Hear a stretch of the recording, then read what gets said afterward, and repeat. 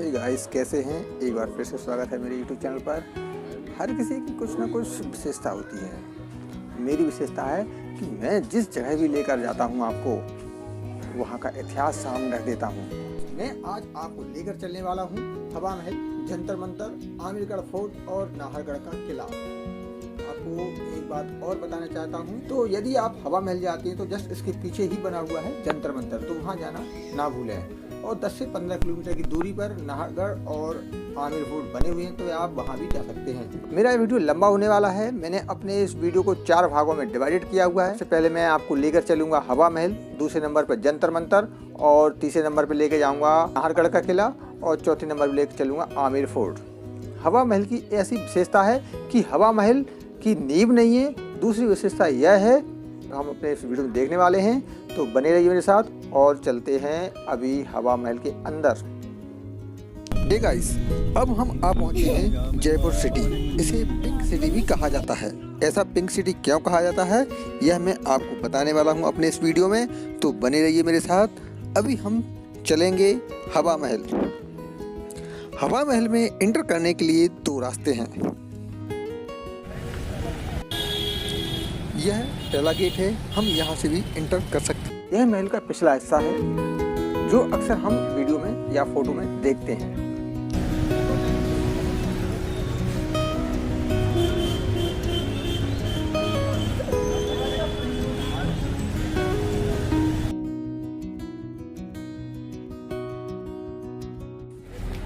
महल के पीछे की ओर भी अंदर जाने के लिए गेट है। हम इस गेट से होकर अंदर जाते हैं।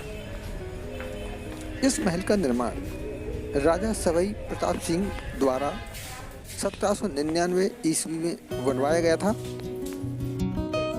महल में जाने के लिए हमें टिकट लेना होता है।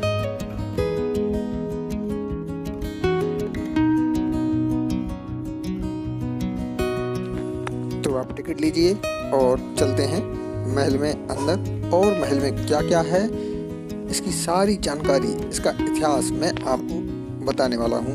बने रहिए मेरे साथ।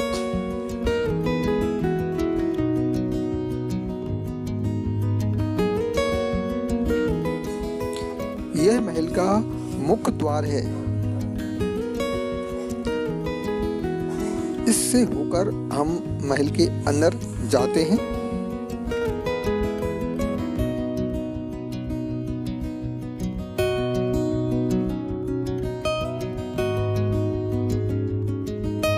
जैसे ही हम मेन गेट से एंटर करते हैं, हमें 2 गेट दिखाई देते हैं, एक आनंद पोली और एक चंद्र पोली, जो आप देख रहे हैं।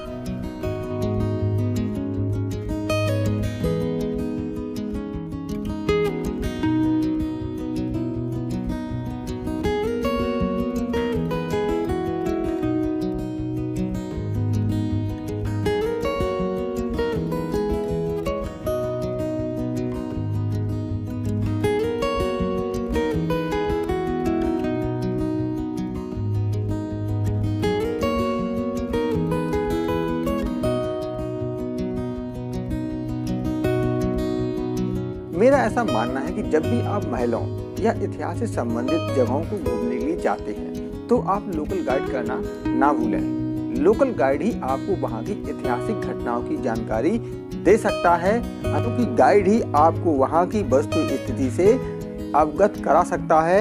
अन्यथा की स्थिति में आपको सिर्फ दीवार ही दिखाई देगी और आप 1-2 सेल्फियां लेंगे और अपने अपने शहर की ओर वापस आ जाएंगे। हम बहुत दूर तक बहुत पैसे खर्च कर घूमने के लिए जाते हैं, तो मेरा मानना है कि आप वहाँ पर लोकल गाइड जरूर कीजिए, जो आपको वहाँ की सभ्यता, पुरानी इतिहास के बारे में बता सके। महल में प्रवेश करते ही सबसे पहले जो हमें दिखाई देता है, वह महल के पिछले हिस्से जैसा लगता है।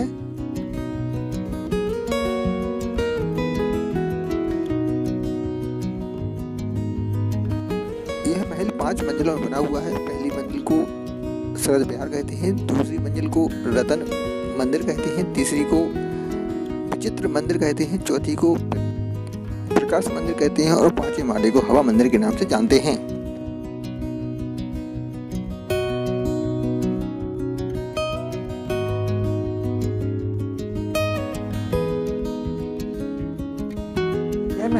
5 मंजिलों में बना हुआ है। पहली मंजिल को शरद विहार कहा जाता है और पास में ही प्रताप मंदिर भी बना हुआ है।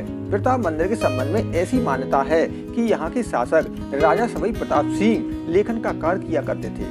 वह श्री कृष्ण के अनन्य भक्त थे। द्वारा जो कविताएं लिखी गई हैं उनका संकलन ब्रजनिधि ग्रंथावली में देखने को मिलता है। यहाँ के शासक राजा सवाई प्रताप सिंह द्वारा एक 22 विद्वानों का ग्रुप भी बनाया गया था, जिन्हें गंधर्व बाईसी के नाम से जाना जाता है।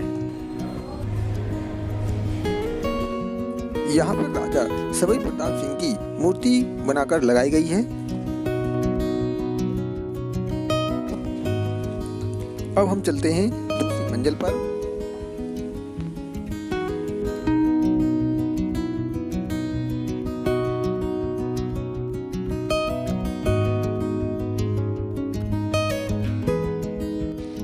यहाँ पर जो कांच लगाए गए हैं उनकी अपनी ही कुछ अलग विशेषता है। यहाँ पर सिर्फ 5 कलर के ही कांच आपको देखने को मिलेंगे, लाल, पीला, नीला, हरा और सफेद। महलों में हर किसी की अपनी एक अलग ही विशेषता होती है।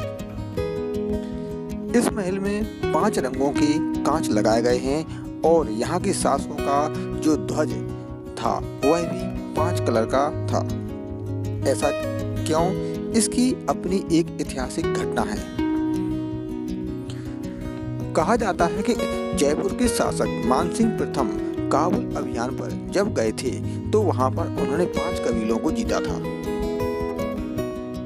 उन कबीलों के जो झंडे थे वह 5 कलरों के थे, इसलिए उन्होंने 5 कलरों को सम्मिलित करके एक ध्वज बनाया जो बजरंगी कलर का था। इसलिए उन्होंने अपने ध्वज में 5 रंगों का समावेश किया। इस महल में 365 खिड़कियां और 953 झरोखे हैं।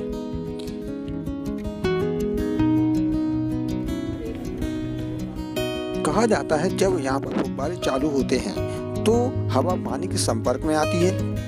हवा इन खिड़कियों से महल में प्रवेश करती है तो महल में एक कूलिंग इफेक्ट पैदा करती है और महल में ठंडक बढ़ जाती है। इन खिड़कियों को बनाने का एक उद्देश्य और भी था। पूर्व काल में राजे रजवाड़े के समय पर्दा प्रथा बहुत अधिक हुआ करती थी। यहाँ की रानियों को पर्दे में ही रहना पड़ता था।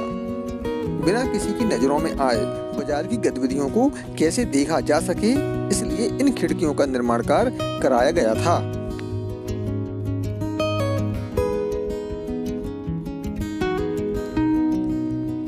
अभी हम महल के ऊपरी भाग पर आ गए हैं, जिसे हम हवा मंदिर कहते हैं। इस महल का ऊपरी भाग श्री कृष्ण के मुकुट के समान दिखाई पड़ता है। यहाँ से पूरे बाजार को देखा जा सकता है। इस सिटी को पिंक सिटी कहने का एक ऐतिहासिक कारण है। यह कलर पिंक नहीं है, यह गेरुआ कलर है। 18 नवंबर 1727 ईस्वी में जब जयपुर शहर की स्थापना हुई तब यहाँ पर ऐसा नहीं था कलर।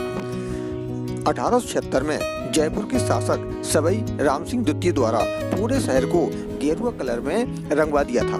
इसका कारण क्या था? ललन के जो राजकुमार थे वह उस समय भारत यात्रा पर आए थे। उसी यात्रा में उनके द्वारा जयपुर की भी यात्रा की गई थी। उनके सम्मान में यहाँ के शासक राम सिंह द्वितीय द्वारा पूरे शहर को गेरुआ कलर में रंगवा दिया था। सामान्य बोलचाल में पिंक सिटी कहा जाता है, जबकि यह कलर गेरुआ कलर है। अब हम आ चुके हैं महल के सबसे ऊपरी भाग के ऊपर। यहाँ से पूरे शहर को देखा जा सकता है। हे गाइस, मेरा वीडियो आपको कैसा लगे आप जरूर कमेंट करना और मेरे चैनल को सब्सक्राइब भी करें। अब इसके बाद चलेंगे जंतर मंतर। जो आप ही सामने देख रहे हो वह जंतर मंतर ही है। अब हम चलते हैं नीचे बाहर की ओर।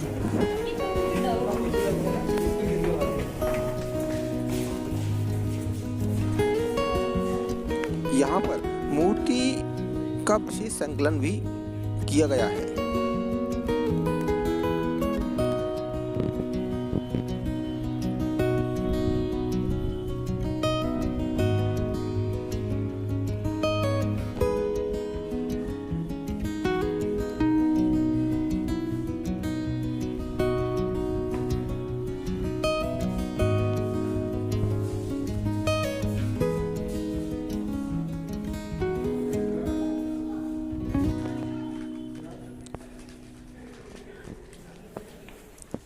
इसके बाद हम चलेंगे जंतर मंतर।